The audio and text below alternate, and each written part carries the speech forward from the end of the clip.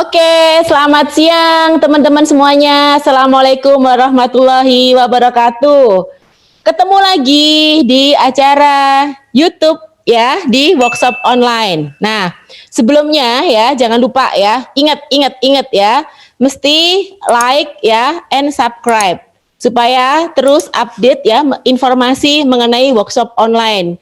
Dan juga ya teman-teman ya yang nonton channel ini ya untuk kasih komen ya. Contoh ya, Lita Bandung, kemudian Yusuf, kemudian Yusuf Makassar misalnya. Jadi sebutin nama Anda dan dari mana aja kota Anda. Karena workshop online kita hari ini ya terbuka untuk umum ya. Jadi bisa disaksikan di kota manapun ya di Indonesia. Bahkan ada juga ya yang ada di luar negeri. Materinya luar biasa ya tentang diabetes beserta komplikasinya ya. Nah, teman-teman, kenapa kok saya sangat tertarik ya dan begitu menariknya tema ini? Karena data yang saya dapatkan dari WHO ya 2017 itu angka penderita diabetes itu luar biasa dan Indonesia menjadi negara ke-6 terbesar di dunia. Dan angkanya adalah sebanyak Indonesia sendiri 10 juta penderita diabetes.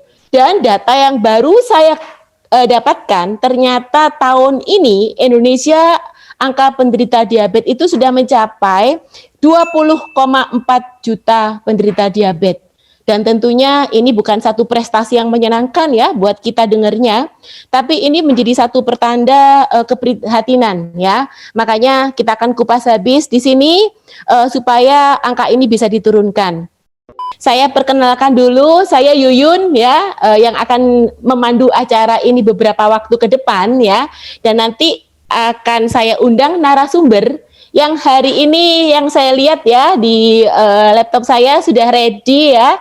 Saya langsung undang yaitu Dr. Sugeng Suparno, spesialis penyakit bedah ya. Dan beliau adalah salah satu dokter senior di sini dan banyak sekali menghandle pasien-pasien diabetes. Makanya saya kepingin dengar sharing dan penjelasannya. Oke, kita sapa dulu ya. Halo Dr. Sugeng. Iya, tetap sehat ya meskipun tantangannya tidak work at home ya. Harus tetap bertugas ya. Masih tetap di rumah sakit. Oke ya. Oke, Dokter Sugeng, mohon maaf banget. Hari ini kan temanya begitu menarik banget ya tentang diabetes. Apalagi tadi saya sebutkan angkanya. Iya, lumayan 20,4 juta ya. Ya, benar ya dok ya yang tadi saya sampaikan ya. Betul ya. Nah dok, boleh dijelaskan nggak sebenarnya penyakit diabetes itu seperti apa dok? Penyakit diabetes itu suatu sindrom metabolik. Itu mengenai kelainan dari produksi atau sekresi dari insulin maupun dari kerja insulin. Bisa salah satu, bisa kedua-duanya. Dan diabetes ini dibagi dalam 4 tipe. Diabetes tipe 1 itu terjadi pada anak-anak karena autoimun ya. Sel beta pankreasnya rusak. Itu angkanya kecil sekali. Terus yang kedua, yang paling banyak itu yaitu DM tipe 2 yang dijawabkan pada orang menginjak usia dewasa. Terus yang ketiga, diabetes pada ibu hamil, yang lain diabetes pada lainnya. Contohnya pada penyakit fibrotik dari pankreas dan lain sebagainya. Oke. Tadi Dokter Sugeng sebutkan diabetes tipe 2 banyak sekali penderitanya di tipe itu. Paling banyak Kira-kira kenapa ya dok ya? Kok bisa banyak begitu angkanya ya dok ya? Pertama, ya itu kan sindrom metabolik ya. Ya. Yang pada masyarakat sekarang ini perubahan dari gaya hidup. Contohnya ya, perubahan pola makan. Yang pada awalnya kita kan seringkali pagi makan sedikit, siang lebih banyak, malam dipolkan. Nah, kebanyakan malam kan istilahnya kondisi tubuh kan istirahat. Iya dok. Diberi gula terlalu, makan terlalu tinggi sehingga kerja insulin dan pankreas itu terlalu berat sekali.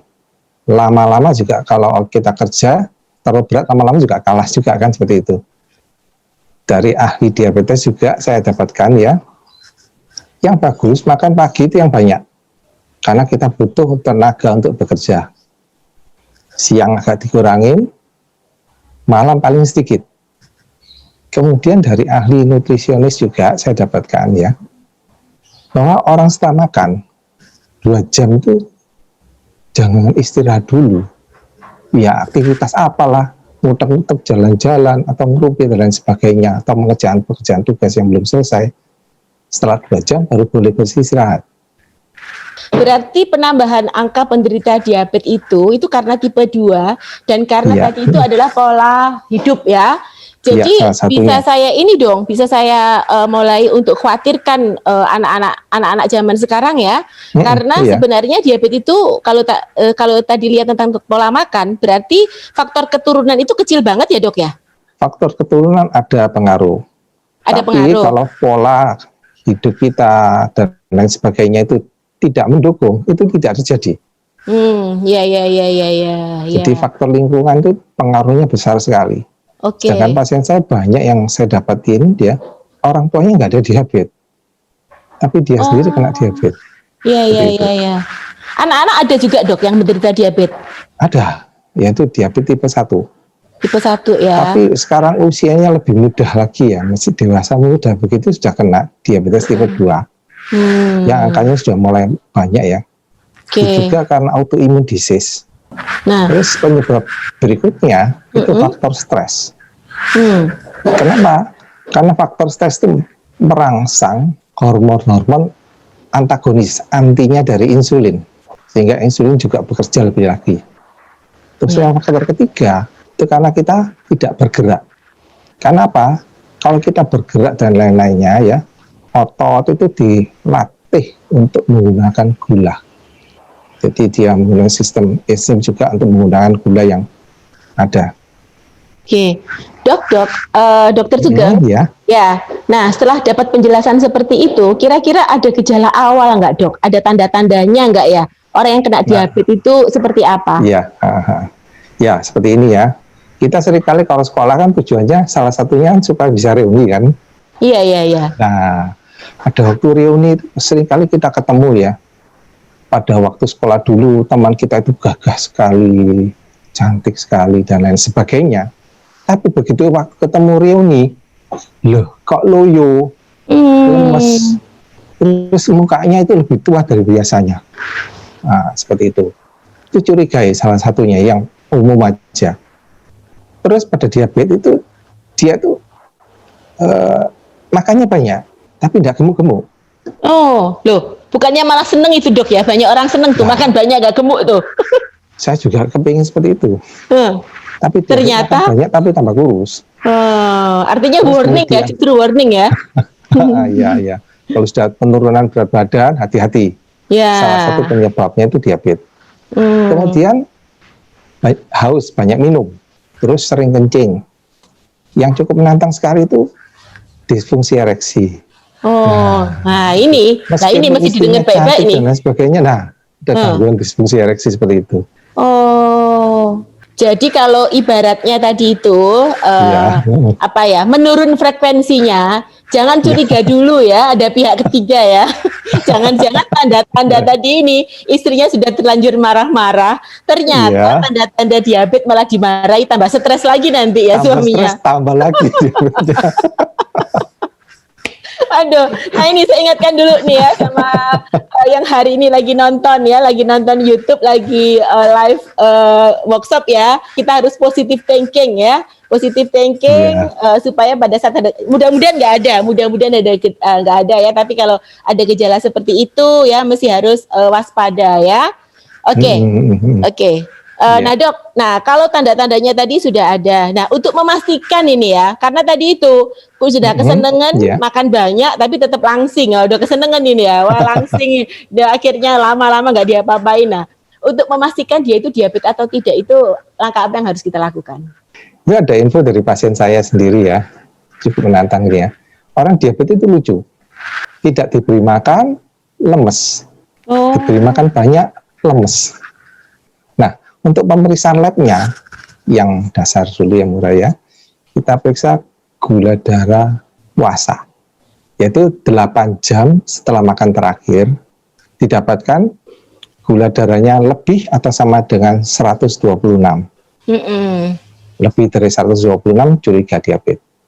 Terus kemudian gula darah dengan setelah makan, baik makan besar maupun 3 sendok gula pasir campur air 1 gelas kita minum ya.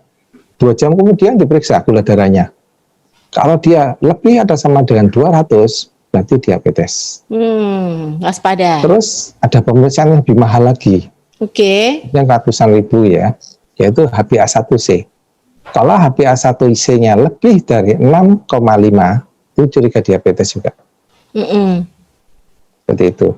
Oke, setahu saya yang pemeriksaan terakhir itu untuk ngecek indikasi gula darah yang 3 bulan terakhir ya dok ya, sehingga bisa ketahuan pola ya, sehingga ketahuan pola makannya seperti apa.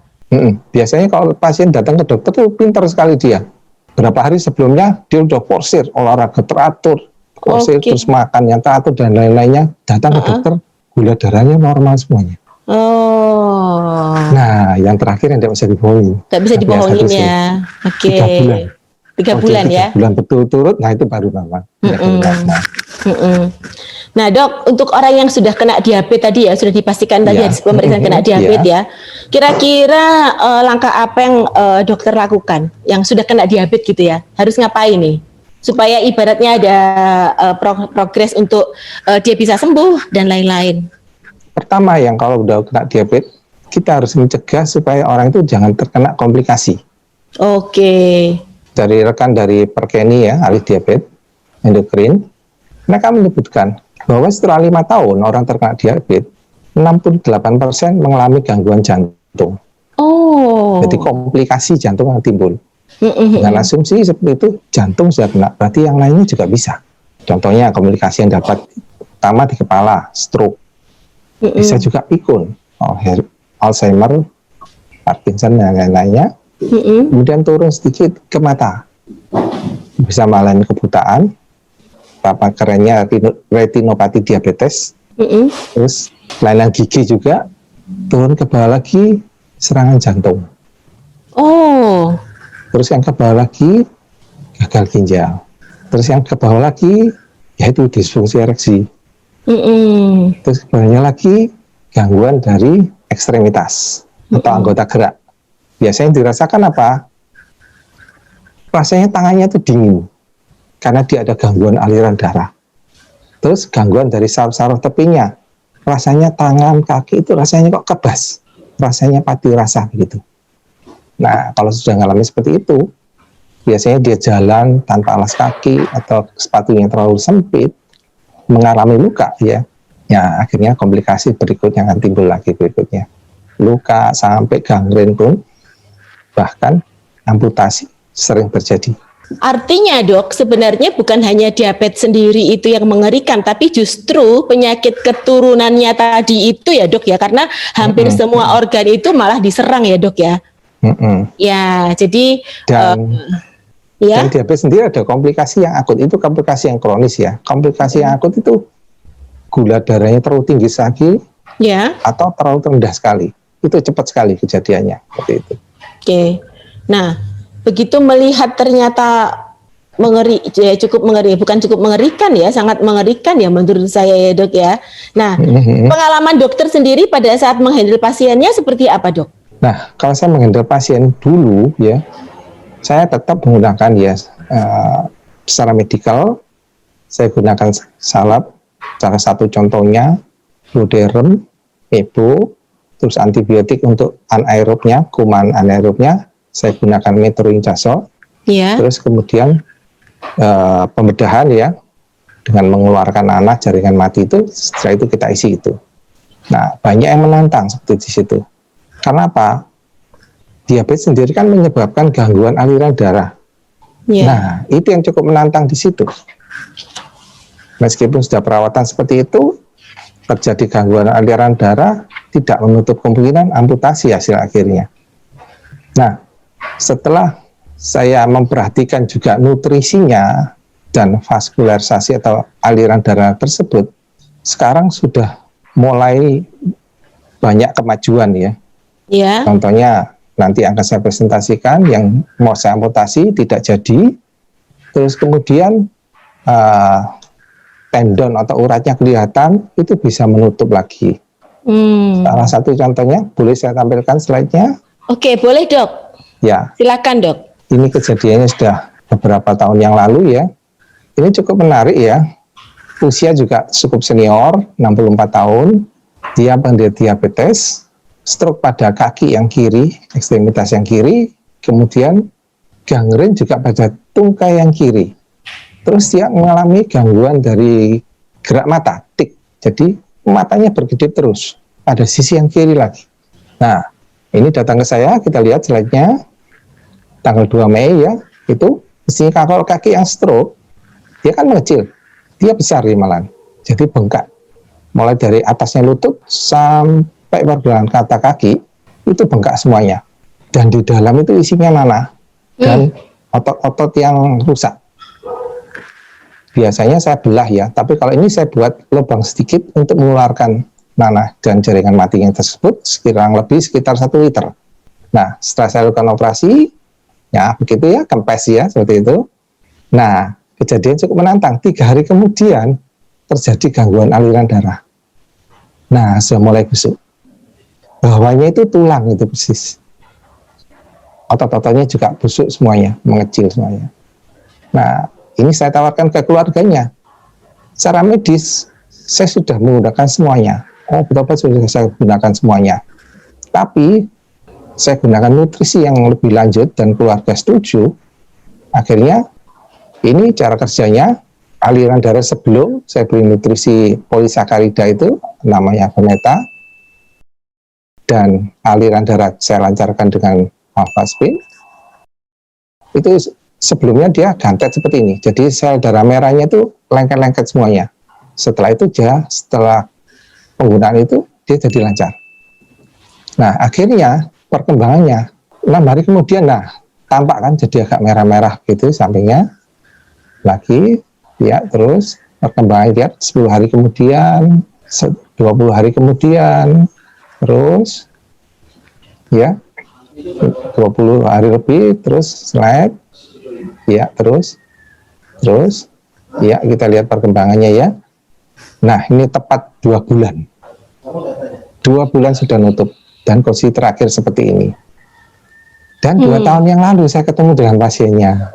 Nah, ini ketemu dengan saya. Lihat kakinya yang sebelah kiri itu tampak berisi lagi kan?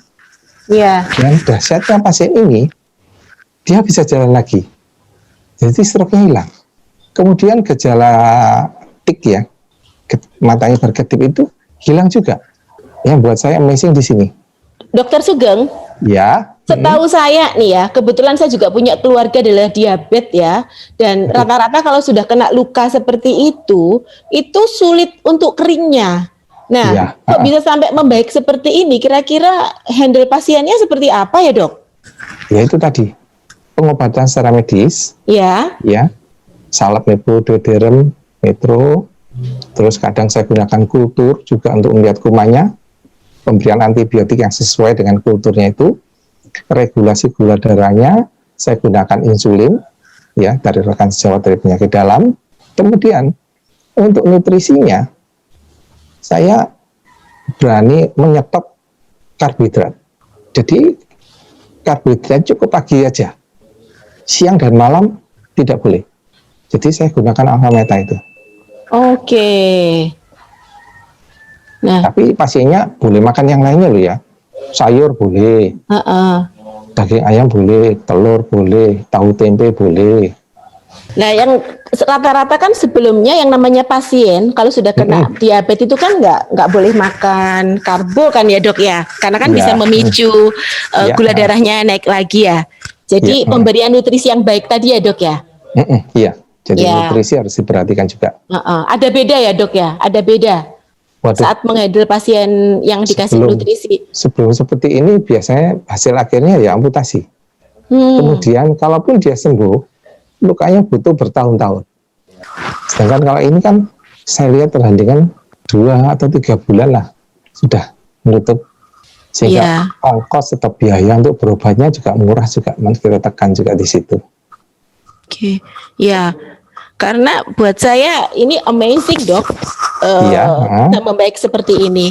Nah, kalau saya lihat fotonya ini kan Dokter Sugeng ketemu tahun 2018 ya. Iya. Nah, berarti sekarang setahun kemudian ya, setahun lebih, hampir 2 tahun ya. Iya. Nah, saya jadi penasaran nih, kepengen tahu kondisi terakhir yang namanya Bapak Tejo ini seperti apa. Nah, kira-kira bisa sharing enggak dok keluarganya dok? Istrinya bisa. Bu Oh, Insia, istrinya bisa. Ya. Oke.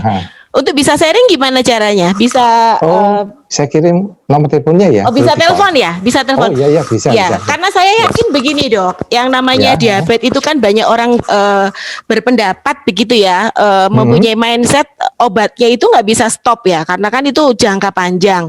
Udah gitu untuk sembuhnya itu kan harapannya kecil banget. Tapi lihat pasien seperti ini, buat saya juga jadi lebih penasaran lagi, kepengen dengar sharingnya langsung supaya teman-teman yang nyaksikan workshop ini bisa langsung bisa tahu ya. Oke, bisa tahu nomor HP-nya ya? Sudah Oke. Ya, nomornya. Saya telepon. Saya telepon coba. Ibu Insia ya? Ibu Insia. Di Blora ya dok ya? Oh iya, dari Blora dia. Oke, saya coba telepon. Ya, ini istrinya Bapak Tejo ya. Oke, ya. Istri ini seorang istri yang concern terhadap kesehatan suaminya ya. Jadi dia berupaya apapun yang terbaik ya. Jadi waktu saya penguatan medis sudah mentok, dia minta tambahan lagi yang lebih lanjut ya. Supaya jangan sampai kakinya itu diamputasi. Dokter Sugeng, mohon maaf nih sambil saya nunggu nih nyambung dengan Ibu Insia. Dokter bisa sharing lagi nggak? Barangkali ada handle pasien lagi dengan kondisi. Oh ya, ini saya terakhir ini saya menghandle kakak ipar saya. Dia juga kena diabetes juga, ya, dan ada komplikasinya. Jadi sudah mulai kakinya bengkak, gagal jantung juga, terus ginjalnya sudah mulai juga terasa. Dan 10 hari terakhir dia kontrol ke saya dengan kakinya yang seperti tadi gangren nanti. Sekarang saya beri Vitomed juga untuk vitaminnya dan lain sebagainya, sehingga dalam waktu berapa hari ini ya terasa badannya sehat, seger. Kemudian lukanya setelah pakai triple itu ya, itu metalvaspin, cepat sembuhnya. Sekarang sudah fase penyembuhan. Maaf Dokter Sugeng, kayaknya kita sudah tersambung dengan Ibu Insia. Oh iya, boleh sambung aja nggak apa-apa. Ya. Oke, selamat siang Ibu Insia. Selamat siang Bu Yun. Ya, ini saya dengar penjelasan dari Dokter Sugeng ini membuat saya penasaran ini ya, dengan Pak Tejo ya. Nah, boleh tahu nggak awal sebelum ke Dokter Sugeng kondisinya Pak Tejo ini seperti apa? Sakit apa ini Bu? Boleh dijelaskan Bu? Iya, terima kasih. Waktu itu Bapak sebelum ketemu Dokter Sugeng itu sakitnya, Bapak itu sakit mata, glukoma, dan ada penyempitan peredaran darah yang menuju ke otak. Akhirnya Bapak mengalami stroke ringan, mata berkedip-kedip sebelah kiri, dan dikatakan oleh dokter bahwa harus mengkonsumsi obat syaraf, obat darah tinggi seumur hidup. Pada tahun 2016 itu Bapak mengalami infeksi kaki muka, mukanya sudah lumayan bengkak. Kemudian saya bawa ke rumah sakit Bayangkara, dilakukan tindakan itu pengambilan cairan karena kaki Bapak yang bengkak. Iya, pengambilan lambungnya ya. Iya Bu. Terus waktu dibawa ke Dokter Sugeng, kondisinya itu seperti apa Bu? Parah sekali Bu Yun, itu mukanya sampai jalan. Iya. Terus rencana mau amputasi itu. Rencananya mau diamputasi ya Bu ya sama Dokter Sugeng ya. Amputasi saya nangis itu waktu itu, terus saya bilang sama dokter, nggak ada yang lain dokter nggak sampai tidak amputasi. Iya. Pak, nggak usah konsumsi obat, ibu Ana minum. Nah ini seperti serek dan di pakai laser itu. Akhirnya saya setuju. Bapak mengkonsumsi rutin itu alfa Alpha meta Meta. dan lukanya itu disenteri sama alfa Alphaspin. Oke, ya. Heeh. Akhirnya alhamdulillah bisa sembuh. Nah, lukanya bisa kembali, kakinya kembali halus seperti Iya. semula, tidak ada yang berlubang. Terus sampai sekarang Bapak tidak mengkonsumsi obat yang besar, obat darah tinggi dan lain, alfa meta dan rutin itu di bagian kepala itu tidak terjadi alfa spin itu, dan sekarang alhamdulillah sudah tidak berkedip-kedip, Iya. Iya. Iya. normal seperti itu. Oh, alhamdulillah. Iya, iya. Terus saya lihat fotonya dari Dokter Sugeng tadi itu kan ketemu Bapak kan 2018. Nah, kondisinya hari ini gimana, Bu? Kondisinya sehat, alhamdulillah. Iya. Iya. Biasa nggak konsumsi obat, hanya itu alfa meta rutin sama alfa spin. Setiap tidur itu disentering gitu kepalanya. Oke. Jadi udah nggak minum obat dokter, tapi sekarang ini rutin minum alfa meta. Iya. Ya, jadi udah hampir 2 tahun ya Bu ya minum rutin alfa meta ya. 4 tahun. Iya, Rutin ya. Oke. Iya. Ibu Insia, terima kasih banyak sharingnya ya. Iya, iya. Sama-sama. Iya, sehat terus ya Bu ya, bersama keluarga ya Bu ya. Ya, itu Terima kasih. Assalamualaikum. Salam buat keluarga. Salam kembali.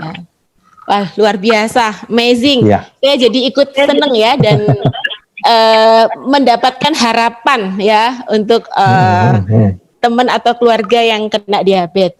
Oke. Nah, boleh saya tampilkan slide yang kedua, kasus Boleh. ini yang cukup menantang ya. Biasanya kalau seperti ini ya siap-siap ya, yang kuatkan iman ya, untuk melihat yang mengerikan ini. Nah, apa itu Dok? Ya, luka kaki yang mengerikan. Yang biasa Lebih kalau mengerikan begini dari rasanya tadi. putus saja. Iya, lebih mengerikan lagi. Balik soalnya. badan. Oke, Ini monggo. usianya juga sama, cukup senior juga ya. Seorang wanita ya, 67 tahun, usia mirip-mirip ya. Gangguan dia awalnya seperti ini ya, 18 September. 2 hari kemudian saya langsung operasi buka, nah ini hancur semuanya, habis ini. Jadi kelihatan dari urat-uratnya itu kelihatan sekali. Nah, setelah saya rawat dengan alfa meta alfa spin, terus nah mulai membaik. Saya kultur juga kumannya, terjadi perbaikan. Bahkan kumannya itu sensitif sekali terhadap tetrasiklin, super tetra. Nah, sehingga dia terjadi perbaikan, lihat aja tanggalnya ya, 2 bulan lebih ya. Terus slide, ya kondisi terakhir ini setelah saya suruh kontrol di rumah aja sama perawat-perawat yang merawat di rumah ya. Dengan ini akhirnya terjadi perbaikan, jadi urat-uratnya sudah dinutup lagi dan pasiennya bisa jalan. Dan dahsyatnya selama saya rawat ini, pasiennya juga mengalami stroke juga. Sehingga dari dokter anestesinya waktu itu ngamar di ICU, saya gunakan alfaspin untuk kepalanya, akhirnya stroke-nya pulih. Seperti itu. Ya, saya menghela nafas ini Dok. Dan lihat saya. Makanya saya juga pasti bisa ngerasain teman-teman yang lagi lihat workshop hari ini ya. Iya, Begitu kakinya melihat mengerikan. dampaknya diabetes seperti ini dan komplikasinya seperti apa ya. Benar-benar deh ya, saya sarankan bagaimana hidup sehat tadi ya, untuk bisa mengatur pola makan ya. Untuk Iya. mengatur asupan nutrisi dalam tubuh kita. Dan seneng banget saya dengar sharingnya Dokter Sugeng tadi, juga dengar sharingnya Ibu Insia. Artinya ada harapan buat pasien diabetes ya, bersama dengan komplikasinya, untuk bisa mempercepat ya proses penyembuhannya ya. Karena tadi Dokter Sugeng menyebutkan ada dibantu dengan nutrisi alfa meta, kemudian Vitomax dan alfaspin ya Dok ya. Oke, teman-teman semuanya ya, yang masih stay ya di workshop online hari ini ya, saya bersyukur banget hari ini ya bisa mendengarkan sharing dari Dokter Sugeng dan juga tadi sharingnya dari Bu Insia ya, beliau dari Blora ya. Dan saya tadi bisa ambil sedikit kesimpulan bahwa hari ini yang kita makan gak hanya sekedar nasi, tapi sel kita adalah butuh yang namanya alpha PSP karena bisa membantu 4 fungsi sel ya, yaitu detox, kemudian peremajaan, perlindungan ya, dan tadi adalah perbaikan. Nah, selain daripada itu ya, alpha meta itu ternyata juga mengandung nutrisi ya, asam amino, mineral dan vitamin sehingga bisa membantu tadi mempercepat proses penyembuhan dan memperbaiki organ-organ salah satunya pankreas sehingga gula darahnya itu menjadi cepat stabil ya, dan Vitomax sendiri mengandung fitonutrien mempercepat proses perbaikan, dan tentunya terakhir adalah dengan alpha-spin karena air yang kita minum nggak cuma hanya sekedar air biasa tapi sudah dibuktikan ya dari penelitian dari Masaru Emoto yaitu air yang structure ya, yang strukturnya bagus ya.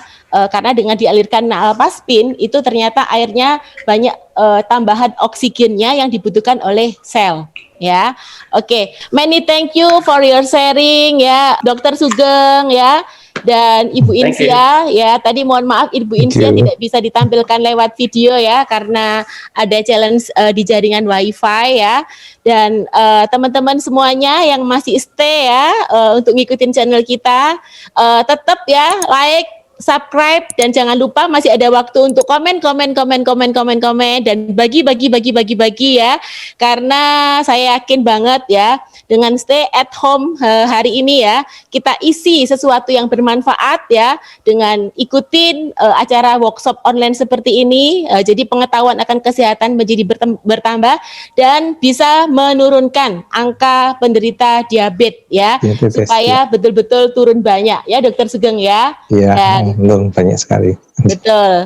Dan stay at home, stay positif, stay happy, stay safe. Sampai ketemu di workshop online berikutnya. Salam.